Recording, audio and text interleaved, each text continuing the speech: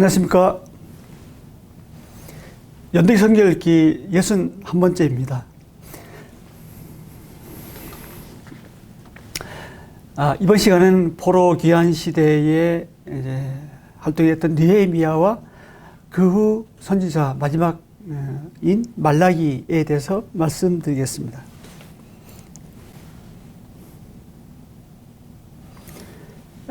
느헤미야의 주요 내용인데요. 단락별로 살펴보겠습니다. 먼저 1장, 2장 말씀입니다.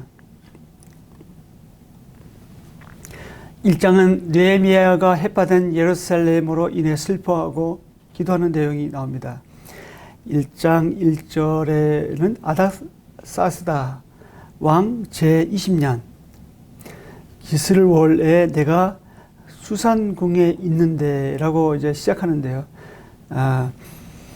아닥사스 왕 20년 기슬월이라 함은 주전 444년, 어떤 경우에는 445년으로 보기도 합니다만 444년 11월 중순에서 12월 중순까지 해당됩니다.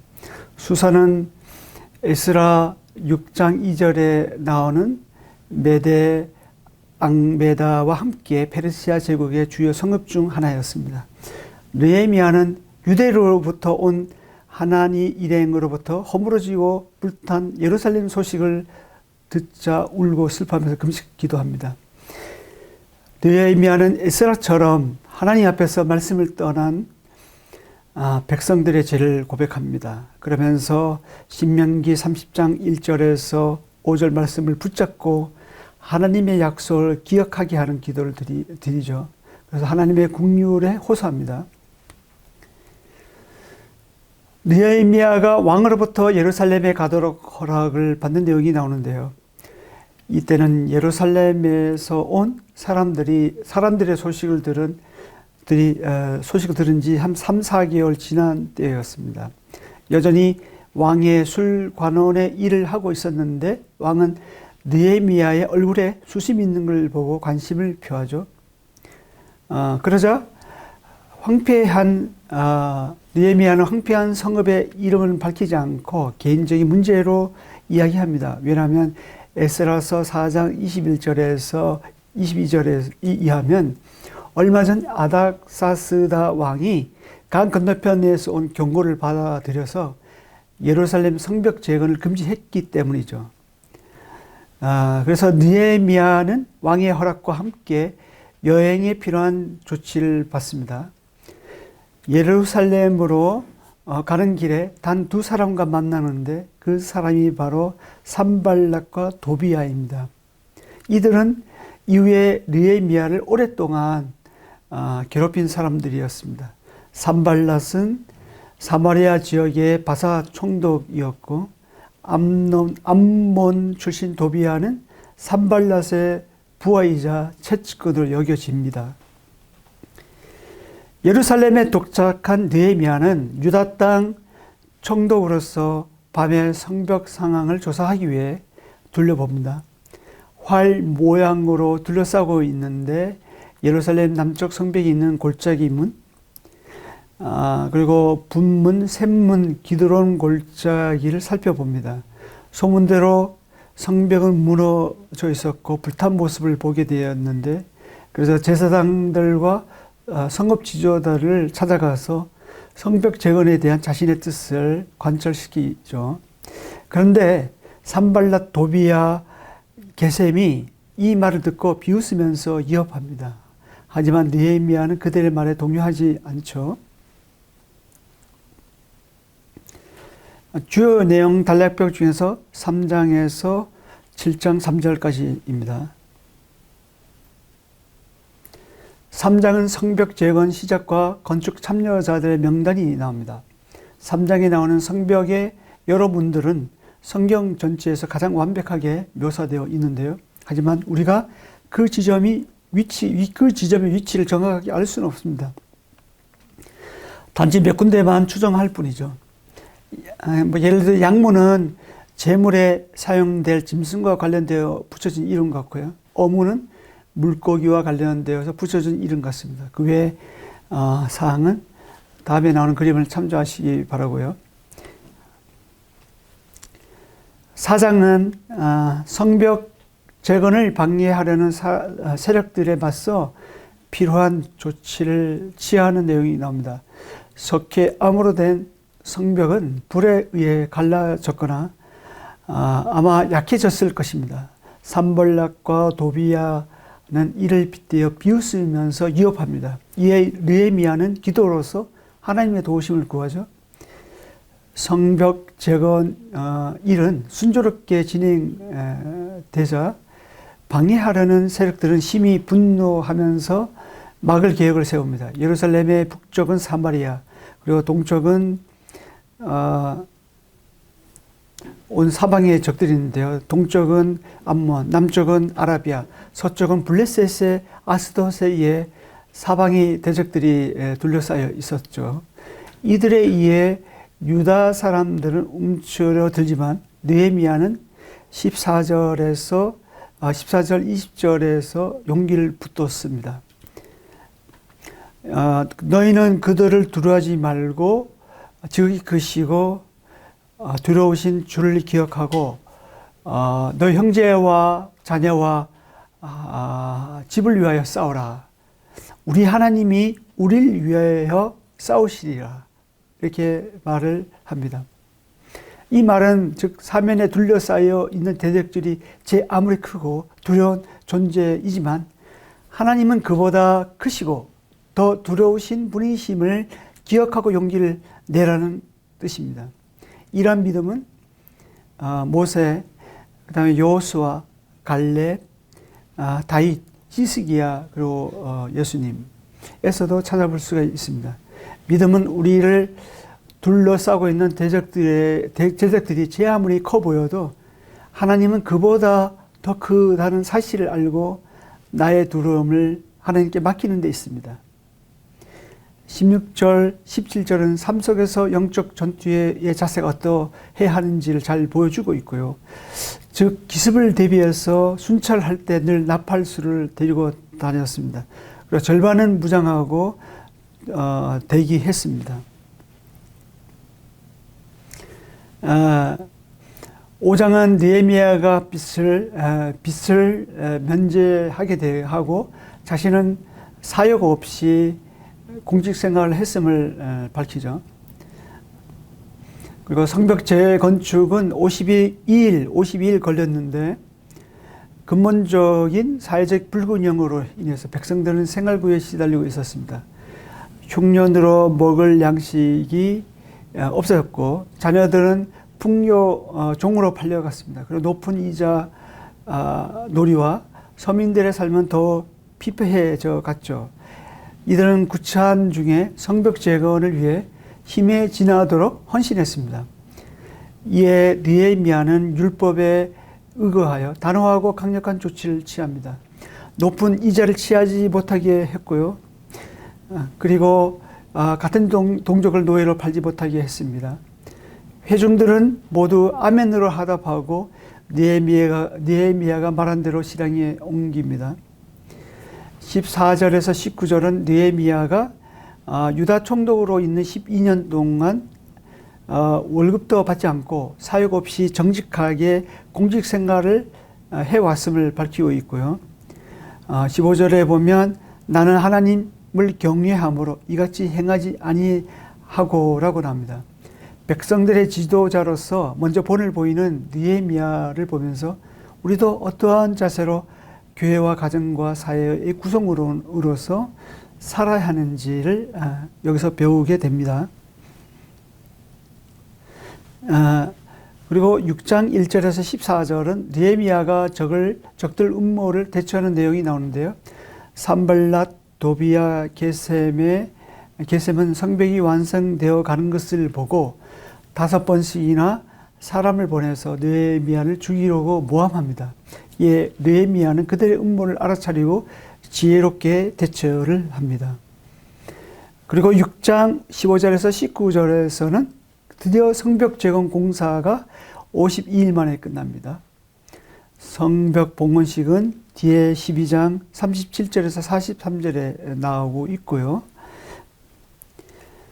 그리고 7장 1절에서 3절은 성벽이 완공되자 문짝을 답니다. 그리고 예루살렘 성벽에 파수꾼을 세웁니다. 이제 사람마다 자기 집 앞을 지키게 해서 모든 사람들이 보초 서는 일은 이제 더 이상 필요 없게 되었죠. 특이한 것은 2절에서 느헤미야의 인성 기준을 볼 수가 있는데요. 충성스럽고 하나님을 경외함이 무리 중에 뛰어난 자로 나오고 있습니다. 초대 교회도 그랬듯이 오늘날 교회 일꾼을 세우는 데 있어서 마찬가지로 이어서 교훈을 얻습니다. 어떤 사람을 세워야 하는지요. 주요 내용 단락별 중에서 7장 4절에서 마지막 13장까지입니다. 7장 4절에서 49절은 귀한 자 명단이 나오고 있고요. 이것은 에스라 2장 1절에서 67절의 근소한 차이는 있지만 거의 같습니다. 그리고 7장 70절에서 73절은 에스라 2장에서처럼 귀한 자 명단 다음으로 자원함으로 드린 성전 건축 예물에 대해서 나오고 있고요. 그리고 8장 1절에서 12절은 8장은 에스라가 율법 낭독하는 내용이 나옵니다. 에스라가 8장에 등장하기까지 거의 13년이라는 시간이 흘렀습니다. 이스라엘 자손은 수문 앞 광장에 모였고요. 에스라는 모세의 율법책을 알아들 만한 모든 사람 앞에서 읽습니다. 당시 율법책은 히브리어로 되어 있었습니다. 그 생활 언어는 아람어였거든요. 그래서 레위 사람들이 백성들에게 가서 통역해서 깨닫게 도와줬습니다. 사람들은 큰 감동을 받았습니다. 자신들이 말씀과 동떨어져 있는 사실을 깨달았습니다. 다 울음을 터뜨립니다. 이에 느헤미야는 10절에서 나와 있듯이 여호와로 인하여 기뻐하는 것이 너희 힘이니라고 말하면서 진정시킵니다. 그리고 9장에서 그리고 8장 13절에서 18절에는 율법에 나와 있는 대로 제일 먼저 초막절 지키는 내용이 나오고 있고요. 그리고 9장은 백성들의 회개 기도가 나옵니다. 백성들은 계속적으로 율법 말씀을 듣자 자신들의 죄를 자복하고 회개 기도를 합니다. 기도 내용은 6절에서 38절에 나와 있고요. 끊임없이 하나님을 반역한 이스라엘 역사이지만 그럼에도 불구하고 하나님은 은혜와 자비와 긍휼을 거두지 않으셨어요.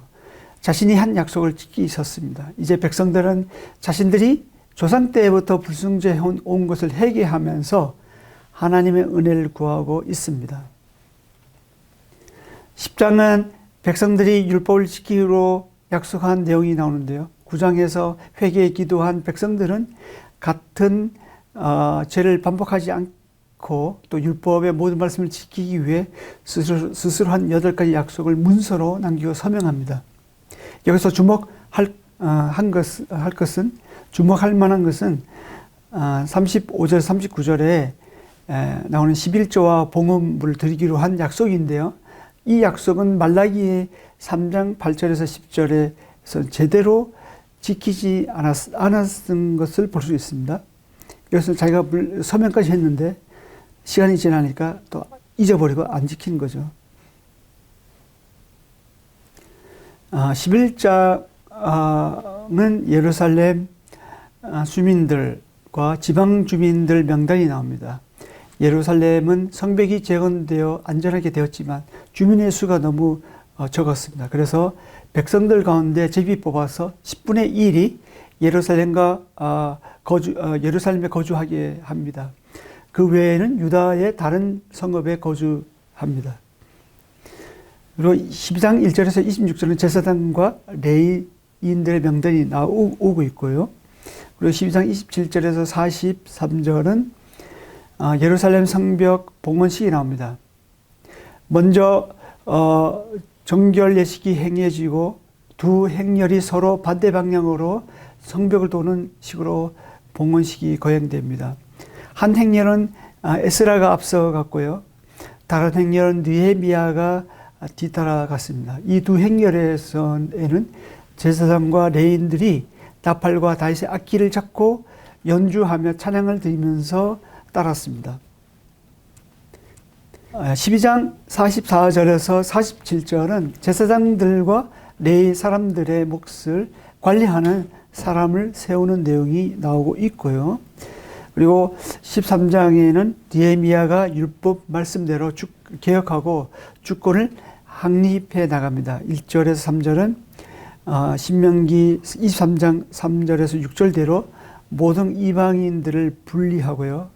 또 하나님 백성에서 하고 또 4절에서 14절은 잘못된 성전방 용도를 원래 기능대로 바로 잡는 내용이 납니다. 느헤미야는 12년 유대 총독 생활을 마친 뒤 바사 왕궁에 다녀옵니다. 다시 돌아왔을 때 제사장 엘리야십이 도비야와 결탁해서 성전 방 하나를 내어준 것을 발견하고요. 단한 조치를 합니다. 한때 이 도비야는 느헤미야를 힘들게 했던 사람이었습니다. 그런 제사장도 레인도 아니고 유대 사람도 아니었습니다. 암몬 사람이거든요. 그가 성전 구역에 안에 있다는 것은 용납될 수 없는 일이었습니다. 이에 느헤미야는 방 안에 있는 것을 다 처분하고 성전 방의 원래 기능을 회복합니다. 그리고 15절에서 22절은 어떤 사람이 안식을 어기는 것을 느헤미야가 보고 책망하고 안식을 거룩히 지키게 합니다. 그리고 23절에서 31절은 느헤미야가 이방 혼인을 금지하는 내용이 나오고 있고요.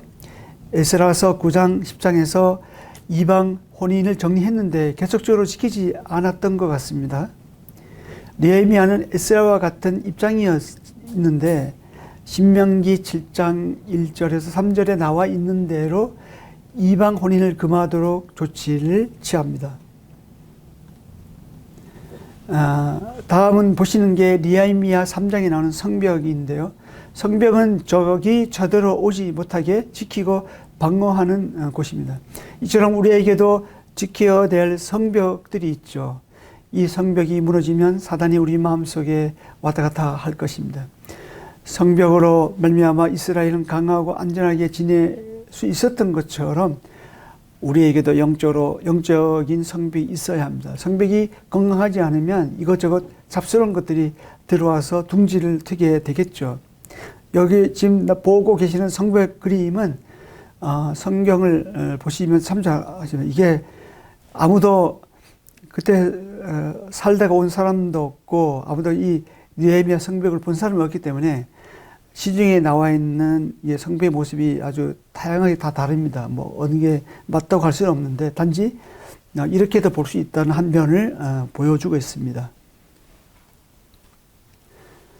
다음에는 말라기의 저자와 연대인데요. 이제 말라기로 인해서 구약 성경이 이제 끝이 나죠. 말라기의 저자는 1장 1절에 보면 여호와께서 말라기를 통해서 이스라엘에게 말씀하신 경고라고 나옵니다. 이로써 말라기 저자는 말라기라는 것을 의심할 여지가 없는 거죠. 이 말라기는 나의 사자, my messenger란 뜻이 있습니다. 그리고 연대는 주전 430년 전으로 보이고요. 앞 선지자인 학개와 스가랴보다 약 80년 뒤에 활동했습니다. 이때 상황을 보면요. 바벨론 포로 귀환한 다음에 유다인들은 성벽과 성전을 재건했습니다. 하지만 여전히 페르시아 제국에 속해 있었죠. 자치권이 허락되었지만 주권이 없었습니다. 각종 세금을 바쳐야 했습니다.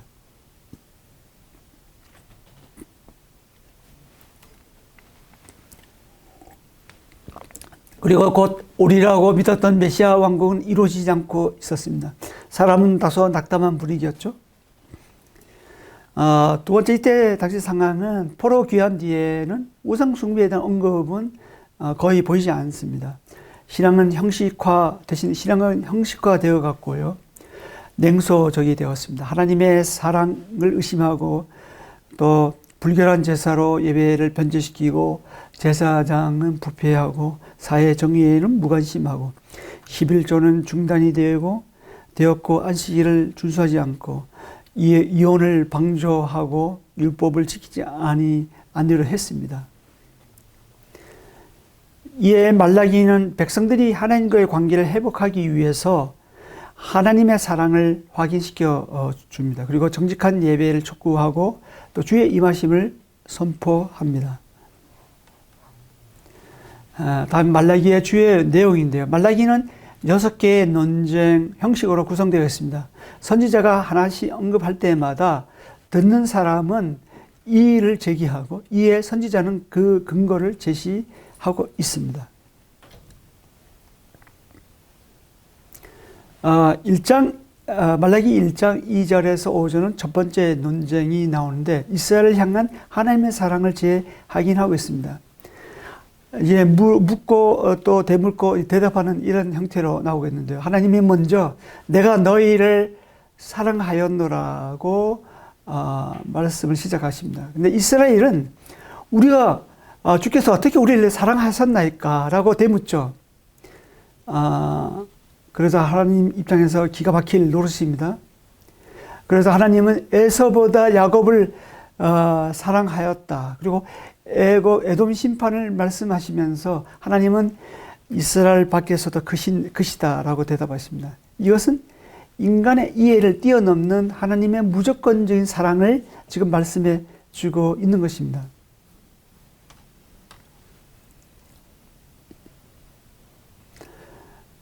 그리고 그 두 번째 논쟁은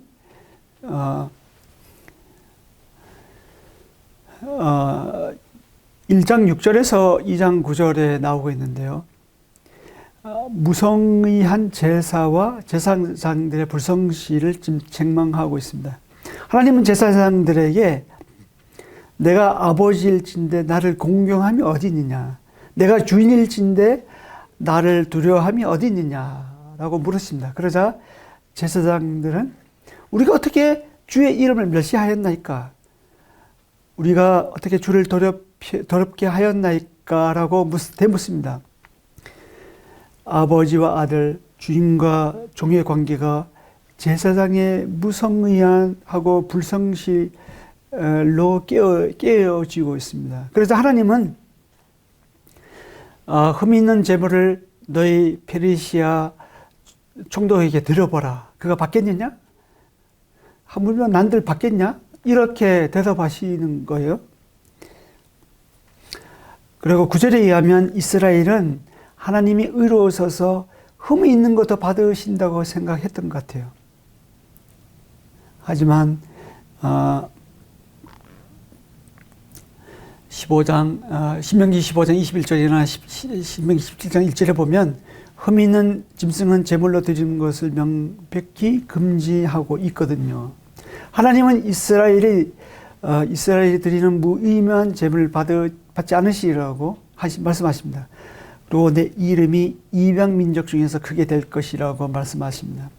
이 말씀은 신약에 와서 교회가 드리는 주의 만찬을 통해서 이루어졌죠.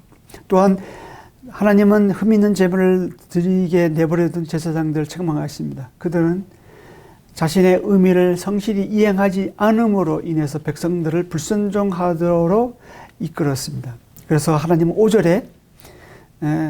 5절에서 레위와 세운 나의 언약은 생명과 평강의 언약이라, 내가 이것을 그에게 준 것은 그로 경외하게 하려 함이라고 말씀하십니다. 제사장들이 많은 일을 성실하게 수행할 것을 기대하고 계시는 거예요. 그러나 제사장들은 먼저 자신들이 순종 가운데 백성들에게 율법을 가르쳐서 죄에서 떠나게 하는 일을 해야 했습니다. 2장 10절에서 16절은 세 번째 논쟁이 나옵니다. 이방 혼인과 이혼을 거론하면서 백성들의 불성실을 책망하고 계십니다. 하나님은 우리 조상들의 언약을 욕되게 하느냐라고 물으십니다. 시내산에서 맺으신 언약에 의하면 이스라엘 남자들이 이방신을 섬기는 여인들과 혼인하지 못하도록 되어 있습니다. 만약 그렇게 하게 되면 회중에서 내쫓았습니다. 그런데 백성들은 이방 여인과 결혼함으로써 성소를 더럽혔습니다. 이에 하나님은 야곱의 장막 가운데서 끊어버리시라고 즉 내쫓으시라고 대답하십니다. 이어서 하나님은 여호와께서 너의 봉헌물을 받지 아니하신다 이렇게 말씀하십니다. 그러자 백성들은 어찌 됨이니까 라고 되묻죠.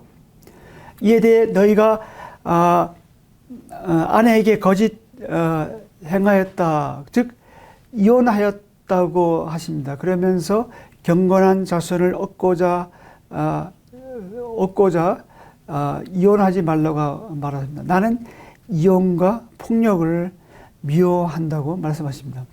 조상들과 맺은 언약에 불성실한 백성들을 책망하고 계십니다. 지금 말라기서 2장 17절에서 3장 5절에 네 번째 논쟁이 나오는데요. 하나님이 제사장들을 정결하게 합니다. 그리고 백성들을 심판하러 오신다고 말씀하십니다. 하나님은 너희가 말로 여호와를 괴롭게 하였다라고 말씀하시면서 말씀하셨는데, 그러자 백성들은 우리가 어떻게 여호와를 괴롭게 해드렸나이까 라고 대묻습니다. 이에 하나님은 백성들이 정의의 하나님이 어디 계시냐라고 비난조의 말을 하는 것을 지적하시면서 심판 예고로 응수하십니다. 주께서 임하시면 레위 자손 즉 제사장들에게는 금은같이 불순물을 제거하는 연단 즉 정가의 심판이 될 것이라고 말씀하시고, 또 악을 행한 백성들에게는 멸망시키는 심판이 될 것이라고 말씀하십니다.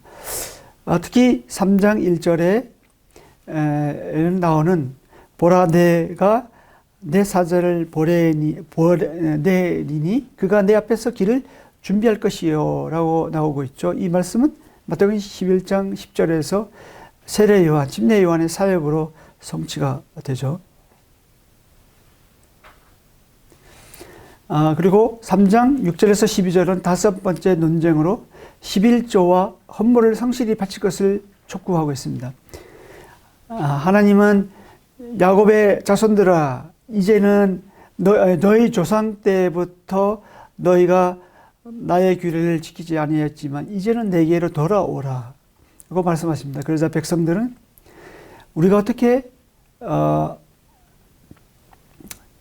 하여야 돌아가리까 라고 대묻죠.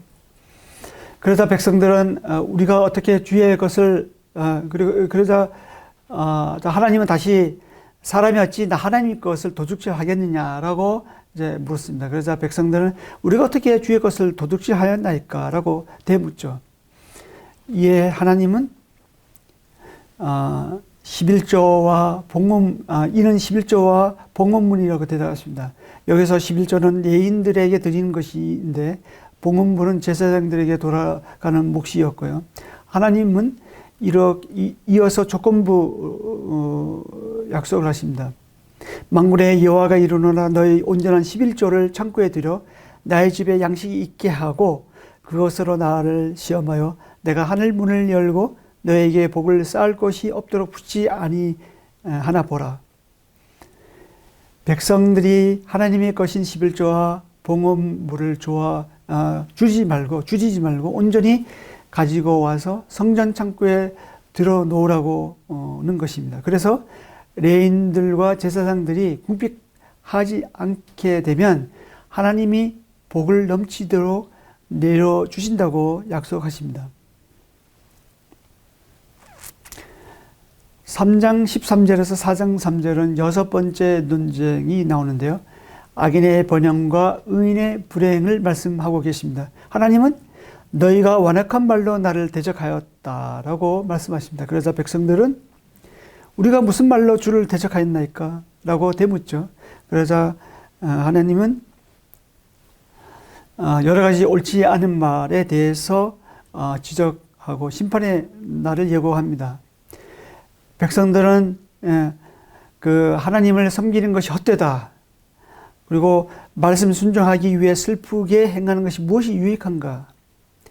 교만한 자가 잘되고 악인들이 번성한다라고 말합니다. 하나님 이런 말을 들을 때마다 얼마나 속상하고 얼마나 언짢으실까요?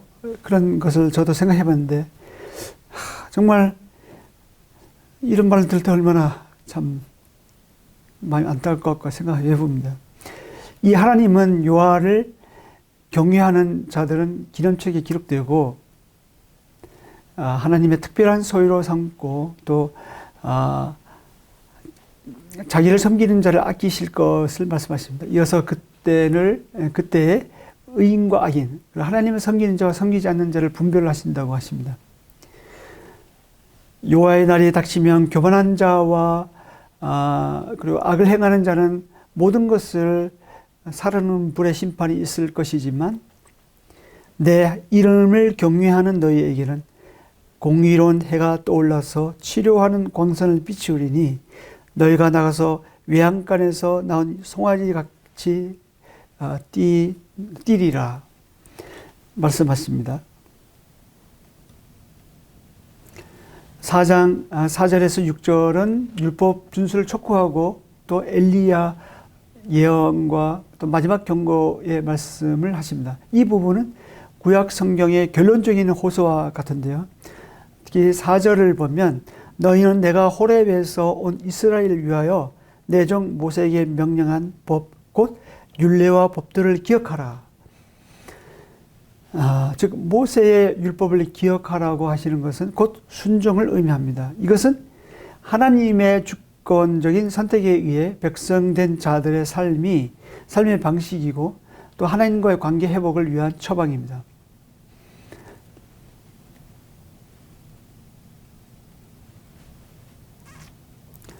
5절은 보라 여호와의 크고 더러운 날이 이르기 전에 내가 선지자 엘리야를 너에게 보내리니라고 말씀하시는데요. 엘리야가 다시 올 수 있는 것은 그가 죽지 않고 하늘로 올라갔기 때문이죠. 그리고 6절은 그가 아버지의 마음을 자녀에게로 돌이키게 하고 자녀들의 마음을 그들의 아버지에게로 돌이키게 하리라. 돌이키지 아니하면 두렵건대 내가 와서 저주로 그 땅을 칠까 하노라 하시니라. 말라기와 구약 성경이 이렇게 끝이 납니다. 엘리야가 하는 일은 마음을 준비시키고 또 서로 간의 관계를 회복하는 데 있습니다.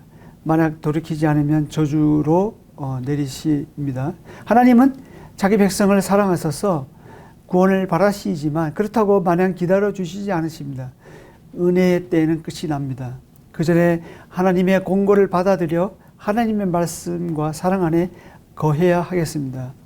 이상과 같이 실패했지만 말라기는 하나님이 속상한 심정이 담겨져 있는 책입니다.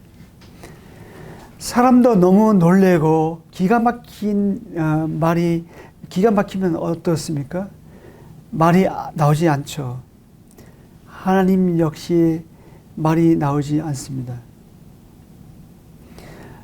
그래서 400년간 침묵하십니다. 그러다가 더 이상 선지자들로서는 되지 않음을 아시고 하나님 자신이 직접 육신을 입고 이 땅에 오십니다. 다음 시간은 하나님의 아들 주 예수 그리스도가 오시기 전 어떻게 침묵 기간 동안에 준비되었는지에 대해서 살펴보겠는데요. 이렇게 해서 구약이 끝납니다. 긴 여정 함께 해 주셨는데요. 너무 잘 따라오셨습니다. 다음 시간에는 신구약 중간시대인데 신간 중간시대를 잘 이해하면 신약이 절반은 열립니다. 여기까지입니다. 감사합니다.